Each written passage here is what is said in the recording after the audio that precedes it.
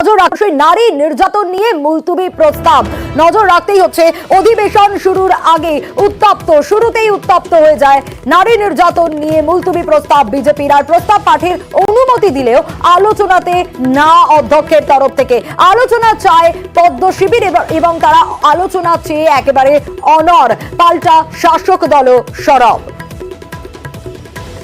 ভেঙ্কটেশ্বর রয়েছেন আমাদের সঙ্গে, আরো বিস্তারিত ভেঙ্কটেশ্বর আমাদের বলবে। ভেঙ্কটেশ্বর, খুব স্বাভাবিকভাবেই প্রশ্নটা উঠছে যে মুলতুবি প্রস্তাব, সেই প্রস্তাব পাঠের অনুমতি, কিন্তু বিজেপি কেন আলোচনাতে অনড়?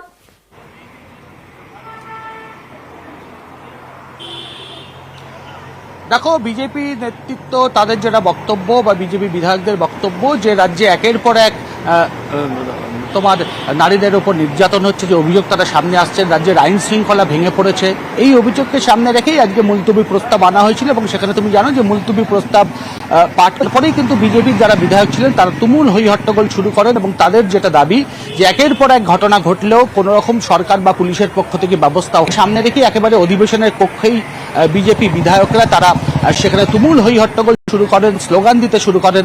এবং অধিবেশনের কক্ষেই আমরা দেখতে পারি সেখানে তারা একেবারে স্লোগানে দিতে দিতে একেবারে সরগরম হয়ে যায়। সেই জায়গায় দাঁড়িয়ে শাসক দলের যারা বিধায়ক ছিলেন তাদের সঙ্গে তুমুল বাকবিতণ্ডা, সেই বাকবিতণ্ডাও সামনে আসে।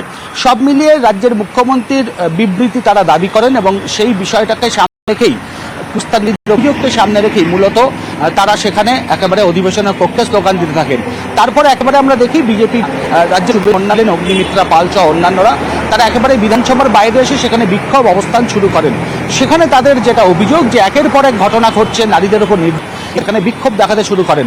মূলত বিজেপি বিধায়কদের যেটা দাবি যে অবিলম্বে এ ব্যাপারে সরকার পক্ষকে তাদের বিবৃতি দিতে হবে। কেন এই ঘটনা ঘটছে, পুলিশ কেন ব্যবস্থা নিচ্ছে না, সরকার কেন চুপ হয়ে রয়েছে, এই সামগ্রিক বিষয়গুলো নিয়েই একেবারে বিধানসভার বাইরে এসে বিধায়করা সেখানে অবস্থান শুরু করেন, বিক্ষোভে বসে যান। বিজেপি বিধায়কদের এই বিক্ষোভ এবং যে অবস্থান কর্মসূচি, সেই কর্মসূচিতে আমরা দেখি রাজ্যের বিরোধী দলনেতা শুভেন্দু অধিকারী তিনিও এসে অংশ নেন। বেশ, ভেঙ্কটেশ্বর সঙ্গে থাকো। শুভেন্দু অধিকারী, আপনাদের জানিয়ে রাখার চেষ্টা করব অবশ্যই আরো একটা বিষয়, এই যে বিধানসভায় সেখানে শুভেন্দু অধিকারীকে শারীরিক নিগ্রহের চেষ্টা,